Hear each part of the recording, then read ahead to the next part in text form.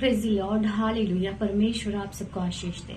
मेरे प्यारे भाई और बहनों, कुछ दिनों पहले ही परमेश्वर ने हम सबको मैसेज दिया इज़राइल के बारे में कि परमेश्वर इज़राइल को हमेशा हमेशा प्यार करते आए हैं। परमेश्वर हमेशा हमेशा इज़राइल को प्रोटेक्ट करते आए हैं और परमेश्वर हमेशा इज़राइल के साथ खड़े हैं। अभी जो लेटेस्ट इज़राइल का युद्ध शुरू है, तो परमेश्वर ने इस युद्ध के पहले ही भविष्यवाणी कर दी थी कि परमेश्वर जो देश इज़राइल के खिलाफ खड़े हैं उनको गिराएंगे, उनको पराजित करेंगे। तो मेरे प्यारे भाई और बहनों, आज फिर से परमेश्वर ने सुंदर से मैसेज के साथ इज़राइल को अपना प्यार भेजा है। तो मेरे प्यारे भाई और बहनों, चलिए आइए चलते हैं परमेश्वर के वचनों की तरफ। आइए चले पढ़ते हैं परमेश्वर का वचन। हम पढ़ेंगे परमेश्वर का पुराना नियम, यशायाह की पुस्तक, अध्याय 49, वचन 25। वचन 25 कहता है कि किंतु यहोवा कहते हैं, उस बलवान सैनिक से बंदियों को छुड़ा लिया जाएगा और जीत की वस्तुएं उससे छीन ली जाएंगी। यह भला क्यों कर होगा? मैं तुम्हारे युद्धों को लड़ूंगा और तुम्हारी संतानें बचाऊंगा। अगला वचन कहता है, अगला वचन 26 कहता है, ऐसे उन लोगों को जो तुम्हें कष्ट देते हैं मैं ऐसा कर दूंगा कि वे आपस में एक दूसरे के शरीरों को खाएं, उनका खून दाख मधु बन जाए जिससे वे धुत होंगे। तब हर कोई जानेगा कि मैं वही हुआ हूँ जो तुमको बचाता है। सारे लोग जान जाएंगे कि तुमको बचाने वाला याकूब का सामर्थ्य है।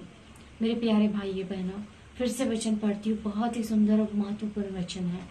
यह वचन आपको यह संदेश दे रहा है कि जो भी यरूशलेम के जो बच्चे हैं, बच्चियां हैं, जो भी लोग हैं जिनको अगवा कर दिया है दूसरे देशों ने, जिनको बंदी बना लिया गया है, उन सबको छुड़ाने का जिम्मा मेरे प्यारे भाई और बहनों परमेश्वर की तरफ है।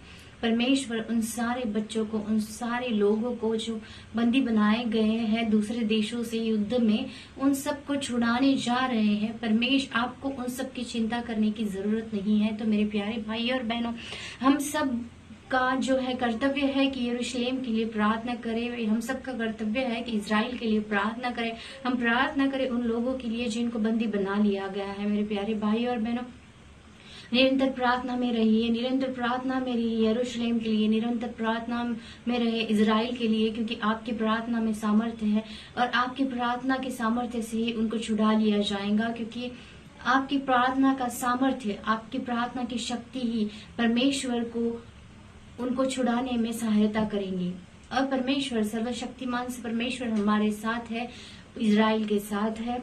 और परमेश्वर कह रहे हैं कि जो भी हमारे विरोधक है, इज़राइल के विरोधक है, उन सारे विरोधक देशों को आपस में ही लड़ाया जाएगा और आपस में ही लड़के वो अपना खून बहाएंगे और वह उनको इस बात की भी होश नहीं होंगी कि वो क्या करने जा रहे हैं। परमेश्वर इस प्रकार उनका जो है खात्मा करेंगे। तो इस प्रकार परमेश्वर इज़राइल को सुंदर सा मैसेज भेज रहे हैं।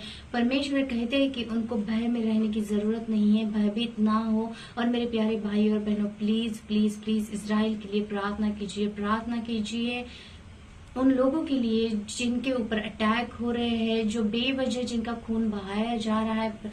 प्रार्थना करिए कि शांति प्रस्तापित हो, शांति का करार हो, सारे देश एक दूसरे से प्यार से रहे और सबको सच्चे खुदा की पहचान हो, हर घटना सच्चे खुदा के सामने झुक जाए। मेरे प्यारे भाई और बहनों, इस सुंदर से मैसेज के साथ मैं आज का मैसेज खत्म करती हूँ और मिलूंगी फिर से एक बार एक सुंदर से मैसेज के साथ। तब तक के लिए प्रेज़ द लॉर्ड।